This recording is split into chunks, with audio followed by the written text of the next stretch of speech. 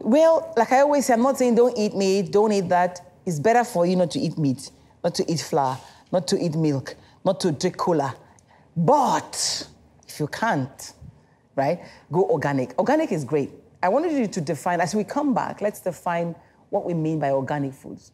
Okay, so organic foods are foods grown without pesticide, without fertilizer, just in its natural soil. Really? Yes. So literally everything has, you know, are you saying people shouldn't farm again? The way nature created it, with some scientific adjustments. I mean, she talked about the soil. Mm-hmm. Rather than put 3 chemicals, NPK, which is the typical fertilizer, mm-hmm. into the soil, which can actually cause damage to the soil over time. There are natural fertilizers. There's natural composting.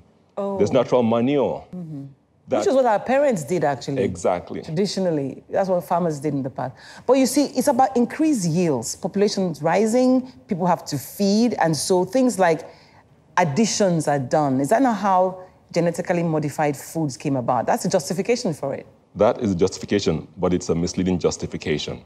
And let me give a very grounded example.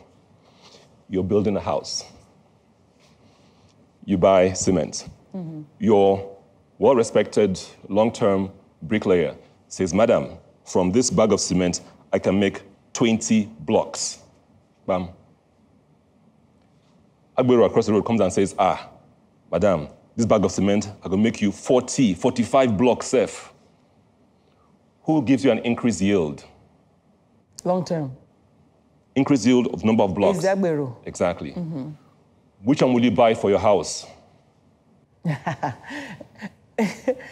Where people compromise. That's why buildings are crashing.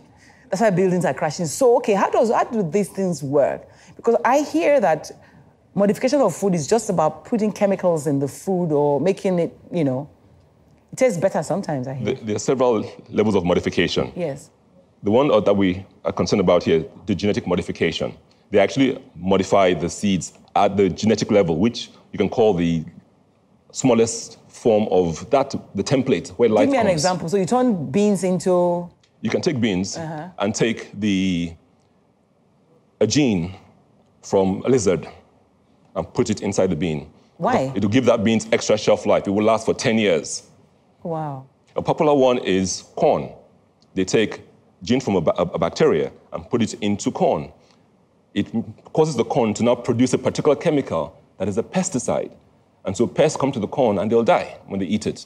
So pests develop an aversion for that corn. So the corn, guess what? You have a higher harvest because pests don't bother that corn. So what are the implications of eating foods like that? Well, there's bacteria in our systems, in our gut. Supposedly.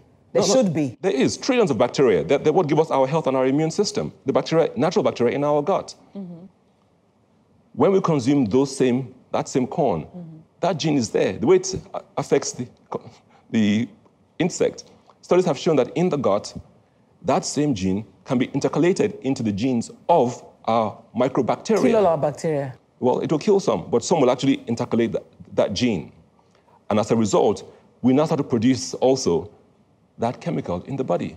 Studies have been done, including in Canada, where pregnant women and their fetus are shown to have the toxin from Bt corn. So it's not just the environment. We must begin to understand this concept of wellness. It's a totality. We are part of nature. When you create imbalance in one area, there's a price to pay in another area all the time.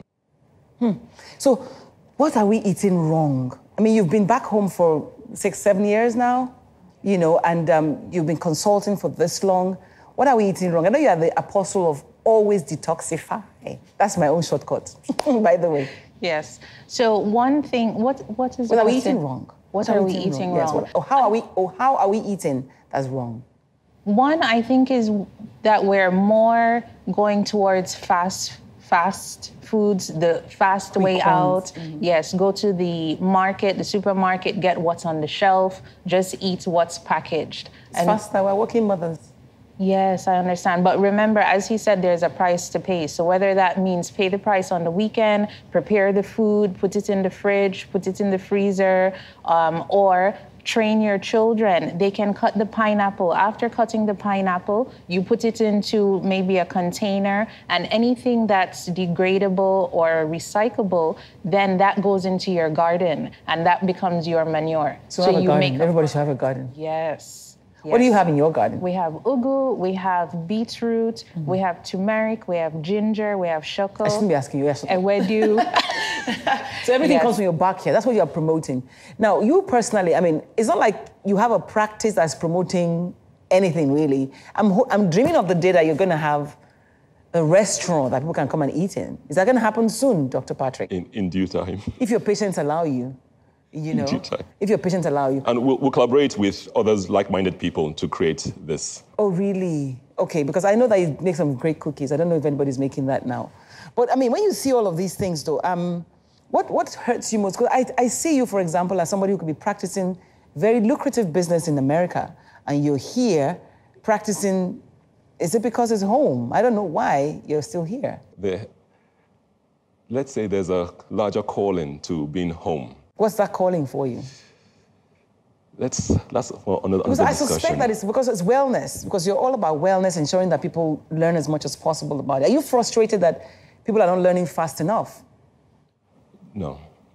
Even in the US, there are a lot of health issues. In fact, US data shows that illness is getting worse, be it cancer, high blood pressure, diabetes, asthma, you name it. So the challenges are there, and they're here also health-wise. We just simply have found ourselves in an arena that allows us to impact the lives of people. And Nigeria is equally as in need as the US. Okay, you say, okay, Nigeria is home, so this makes a lot of sense to be here. But when we say you are what you eat, right, how does food help us be what we are? I want Sharice to speak about it, and you also talk about it from the medical side, and you from the nutrition side. From the nutrition side, really being mindful eaters, paying attention and listening to the signals that your body gives you. I think that's number one, when you're in tune with your body. Mm-hmm. So anything that you put in your mouth, you think about it. Is it good for me? And this is what I think about.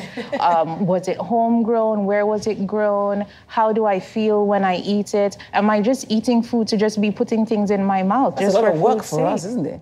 Yes, but we have to slow down and think about it, because as we age, different symptoms come up, whether it's knee pain or headache, and you have to think, did I drink enough water today? Or what could this be? We have to really slow down.